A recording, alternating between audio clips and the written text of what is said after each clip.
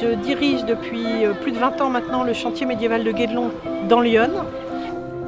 Alors vous savez, la transition énergétique, c'est un mot dans lequel on peut mettre pas mal de choses. Moi, ce qui me semblait important dans mon projet de Guédelon, c'était de donner à nos visiteurs, c'est 300 000 personnes qui viennent visiter Guédelon, c'est 60 000 enfants dans le cadre de visites scolaires tous les ans, et j'avais envie d'envoyer de bons messages.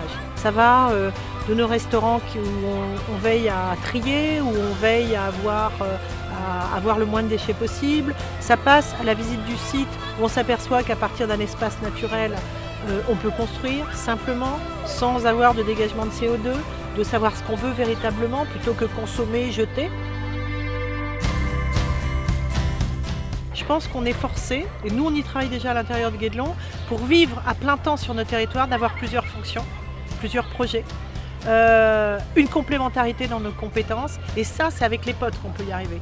On peut avoir une partie de l'année où on est ou dans les vignes, ou en train de faire du jus de pomme ou des choses comme ça, d'autres en train de faire du tourisme, quand on est guide ici par exemple à Guédelon, on va faire des visites historiques, mais on va pouvoir aussi parler de la nature, on va pouvoir prendre un VTT, emmener les gens en VTT pour se balader sur le territoire. Et voilà, pour moi la notion de pote c'est ça. C'est un individu, des individus, et quand on met tout le monde, on a une carte avec un territoire qui se met à vibrer, à bouger et à vivre.